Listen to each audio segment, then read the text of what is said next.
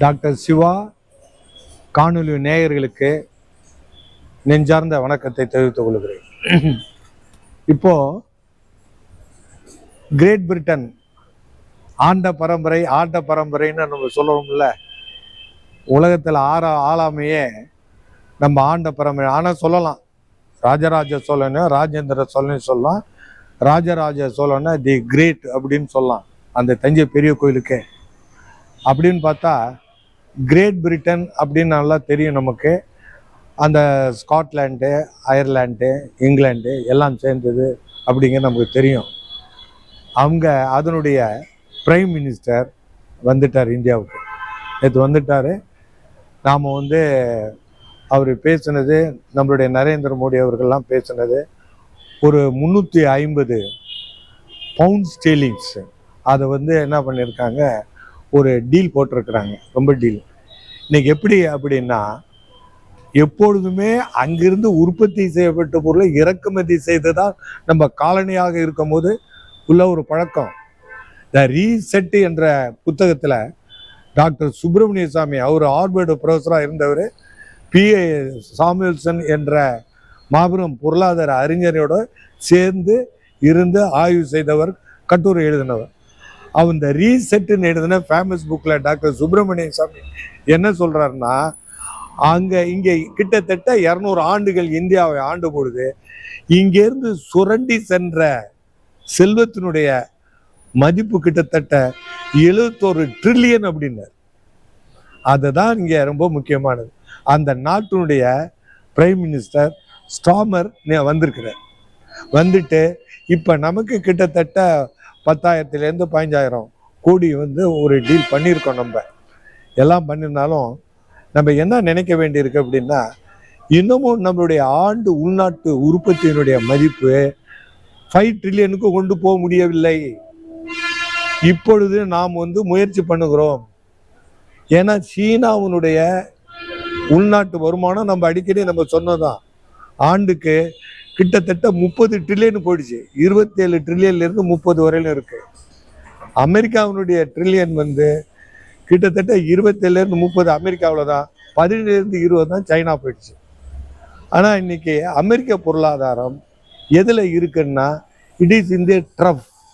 ட்ரஃப்ங்கிறது எப்படின்னா பீக்குக்கு ஆப்போசிட். எப்போதும் ஜெனித் அப்படின்னு சொல்கிறோம்ல, பிணக்குன்னு சொல்கிறோம், அதாவது டாப் மோஸ்ட் அப்படிமோ.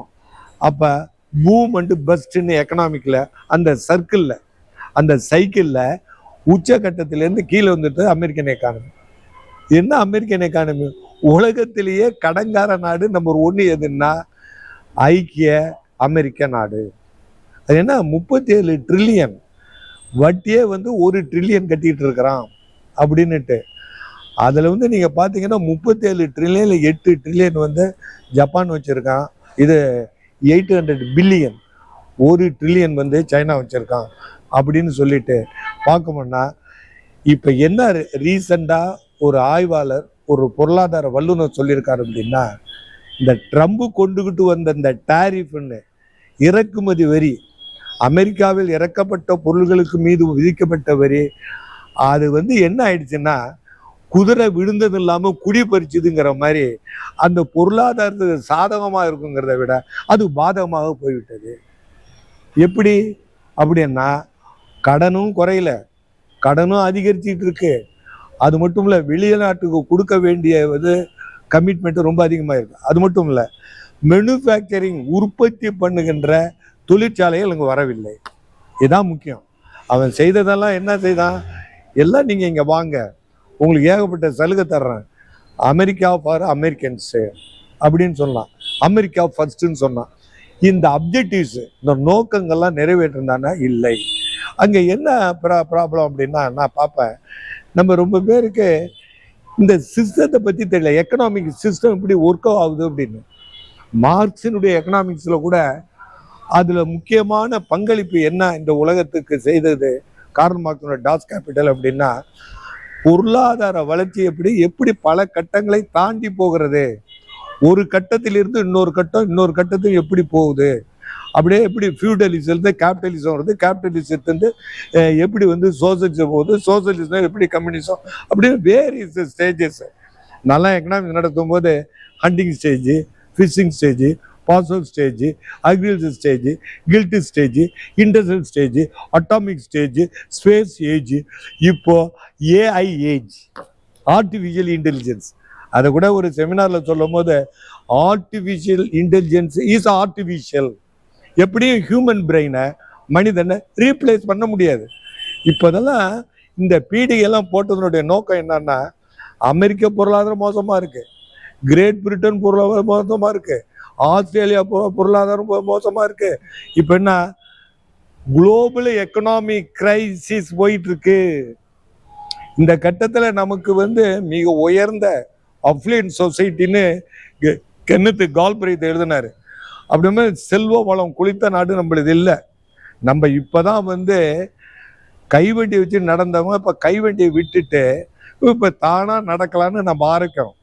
அதான் இன்ஃப்ளேஷனை சொல்லும்போது என்ன சொல்லுவோம் அப்படின்னா, எக்கானமியில் க்ரீப்பிங் இன்ஃப்ளேஷன் அது ஒன்று, இன்னொன்று walking inflation, running inflation, galloping inflation அப்படின்னு இன்ஃப்ளேஷனை ஒவ்வொரு நாளும் வந்துட்டு. இந்த கோல்டு விலையை பார்த்தீங்கன்னா 2 நாள் 1000 ரூபாய் இருந்தது, 2000க்கு மேலே போச்சு அப்படின்னு சொன்னால் இதெல்லாம் ஹாப்பிங், அப்படி அப்படியே ஹாப் பண்ணுறது, அப்படி அப்படியே ஜம்ப் பண்ணுறது, இந்த மாதிரி ரன்னிங், இந்த மாதிரி இருக்கும் போது இன்னைக்கு என்ன எக்கானமியில் சரி எங்கே பார்த்தாலும் இருக்க. இப்போது நம்ம பார்ப்போம், எங்கே பார்த்தாலும் பிரச்சனை, எபிடமிக் அப்படிமா. இப்போ சுனாமி வந்தது, சில இடத்துல வந்தது.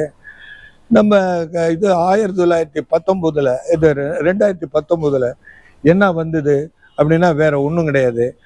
நமக்கு முக்கியமானது என்ன அப்படின்னா, நம்மளுடைய பொருளாதாரம் சீரழிவு நோக்கி போய் கொண்டிருக்கிறது. நம்மளது ஏன் போகுது? உலக பொருளாதாரம் போகிறதுனா நம்ம போகுது. நம்ம இதை தாக்கு பிடிக்கிறதுக்கு வேற ஒன்றும் இல்லை.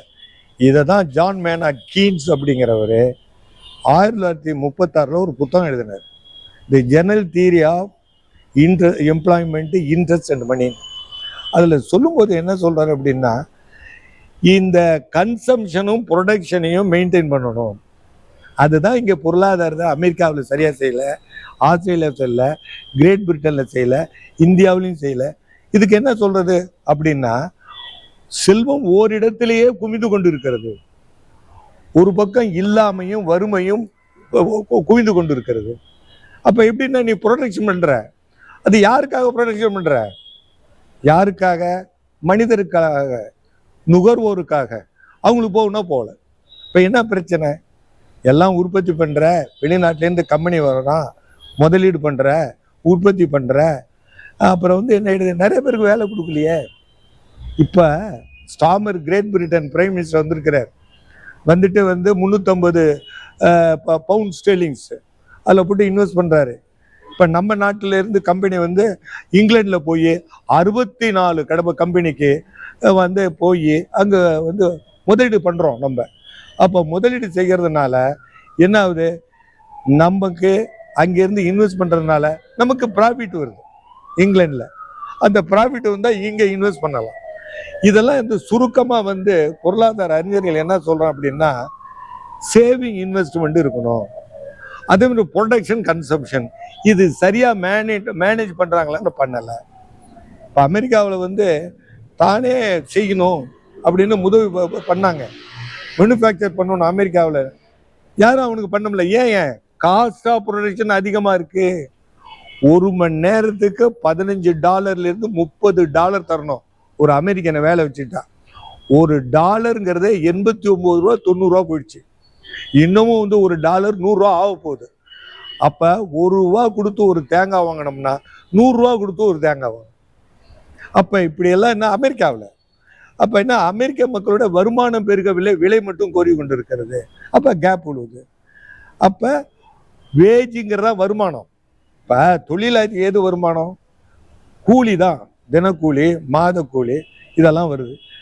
முதலாளிகளுக்கு வருமானம் லாபமாக வர்றது. சரி, அந்த வர்றதுக்கும் நீ வாங்குறதுக்கும் இன்புட் அவுட்புட் அப்படிமா. நம்ம ஒரு பொருளை உற்பத்தி பண்ணுறதுக்கு என்ன செலவு பண்ணுறோம், அது வெளியில் விற்றா என்ன வருமானம் வருது, ரெண்டுக்கு வரும்ல. அப்போ இன்கம் எக்ஸ்பெண்டிச்சர்னா உற்பத்தியான பொருளுக்கு செலவு பண்ணுறது, அந்த நம்ம வாங்குற பொருளுக்கு வந்து பார்த்தீங்க அப்படின்னா செலவு அதிகமாக இருக்குது. அப்போ செலவு அதிகமாகுது, நமக்கு உற்பத்தி செலவு அதிகம்னா செய்ய மாட்டான். இதான் அமெரிக்காவில் உள்ள கிரைசிஸ். அமெரிக்காவில் வந்து லேபர் காஸ்ட் அதிகம். சைனாவில் அப்படி இல்லை. அவன் ஒரு லேபரருக்கு வந்து $5 $10 $15 மேக்சிமம் $10 கொடுத்தா போதும். அப்போ என்ன ஆயிடுது, எல்லா இண்டஸ்ட்ரீஸும் வேர்ல்டில் அங்கே போயிடுச்சு. சயின்ஸ் அண்ட் டெக்னாலஜி சைனாவில் இருக்குது. அப்போ அவன் 17 ட்ரில்லியன்லேருந்து 20 ட்ரில்லியன் ஒன்று போகிறான். அவன் அமெரிக்காவை பற்றி கவலைப்படலை. நீ என்ன டேக்ஸ் போட்டாலும் போட்டுக்க. ஏன்னா அமெரிக்காவில் உள்ள தொழிலாளர்களுக்கு குறைந்த விலையில் சீனா பொருள் கொடுக்குது. அந்த தொழிலாளர்கள் குறைந்த வருமானத்தில் உள்ள அந்த பொருளை வாங்கி செய்கிறான். இப்போ நான் ஒரு கோருக்கு, அதனுடைய அடித்தளத்துக்கு, ஹார்ட் அண்ட் சோலுக்கு நான் வர்றேன். என்ன சொல்ல வர்றேன் அப்படின்னா, இப்போ வருமானம் ஏழைகளுக்கு போய் சேரலை. என்ன உற்பத்தி பண்ணாலும் மேலேயே நிற்குது. அப்போ என்ன சொல்கிறான் இந்த கீன்ஸுங்கிறவன், 3 நோக்கங்கள் வைத்து கொண்ட வேணும் பொருளாதாரத்தில். அது இவங்க வச்சுக்கல. அமெரிக்காவில் இருக்குது. அமெரிக்கா வந்து இந்தியாவோட பெட்டர். இங்கே என்னன்னா, முதல்ல ஃபுல் எம்ப்ளாய்மெண்ட் தரணும், எல்லாருக்கும் வேலை வாய்ப்பு கொடுக்கணும். 2வது இன்ஃப்ளேஷன் இல்லாமல் பார்க்கணும், டீஃப்ளேஷன் பார்க்கணும், எக்கனாமிக்கில் உறுதித்தன்மையை பார்த்துக்கணும். 3வது உள்நாட்டு உற்பத்தியை பெருக்கணும் அப்படின்ட்டு. நான் முக்கியமாக பார்த்தேன் அப்படின்னா, இதில் ரொம்ப நம்ம லேபர் ரேட்ஸ் உலகத்தில் அதிகமாக இருக்கும். நம்ம சீனாவை விட 3 கோடி பேர் அதிகமாக இருக்காங்க. இன்னும் கூட 3 கோடி 146 கோடி மக்கள் இருக்கிறதுக்கு வாய்ப்பு உண்டு. இன்னும் சென்சஸ் எடுக்கலை, எடுத்தால் தான் தெரியும். ஆனால் இதில் வேலை செய்யறது யங்ஸ்டர்ஸே வந்து 60-65 கோடி பேர் இருக்கான். இந்த யங்ஸ்டர்ஸையும் எம்ப்ளாய் பண்ணலை.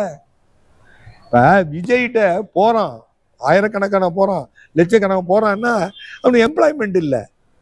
ரொம்ப பேர் படிக்கிறதுக்கு முடியல. பணம் இருந்தால் தான் படிக்க முடியும்.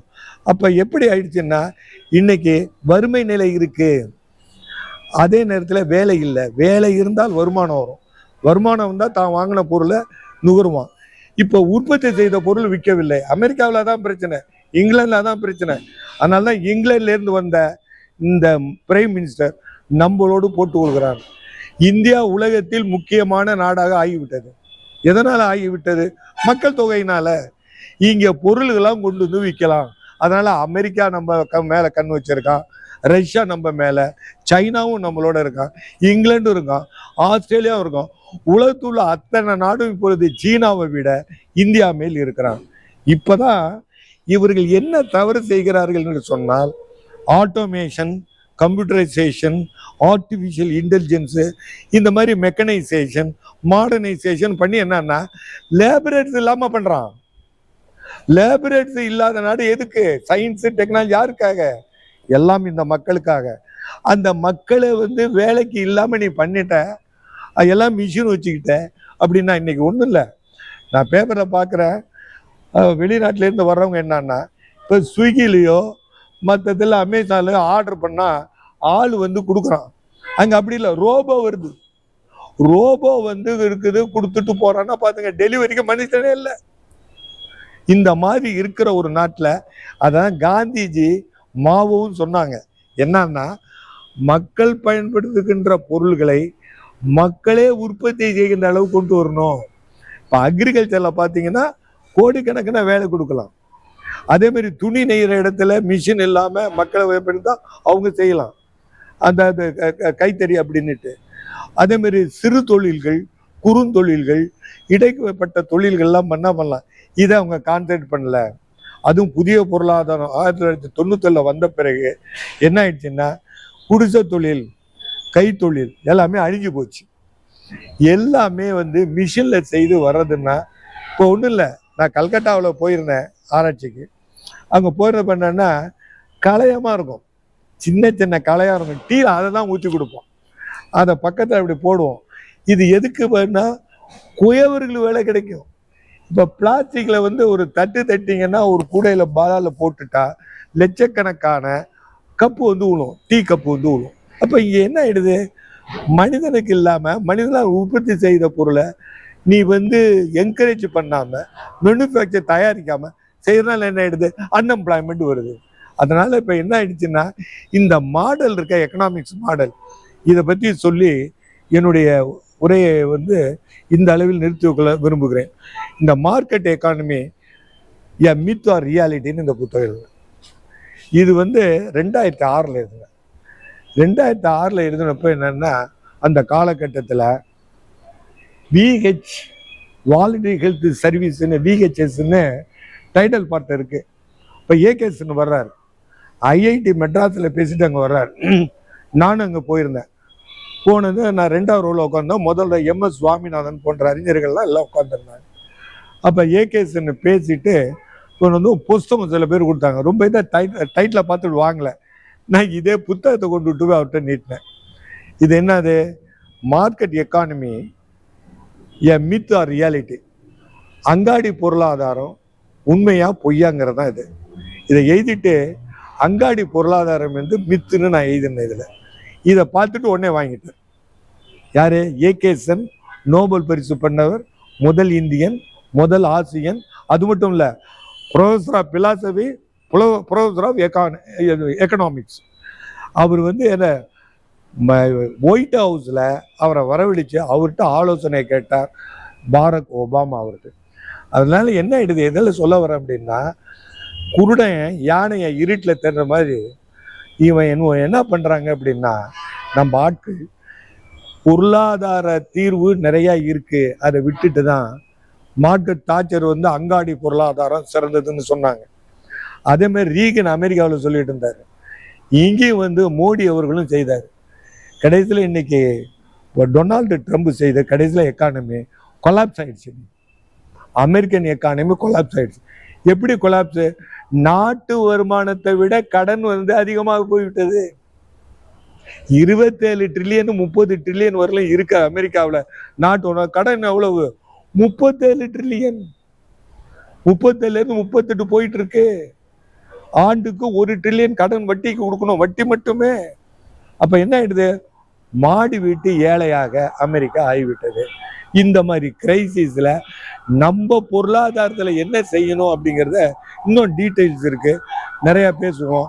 இன்றைக்கு வந்து பொருளாதாரம் ஹெல்த்தியா இல்லை, அதை ஹெல்த்தியா ஆக்குவதற்கு நாம் வந்து முயற்சி எடுக்கிறோம். அது வெற்றி பெறும் என்று நம்பலாம் என்று முடித்துக் கொள்கிறோம்.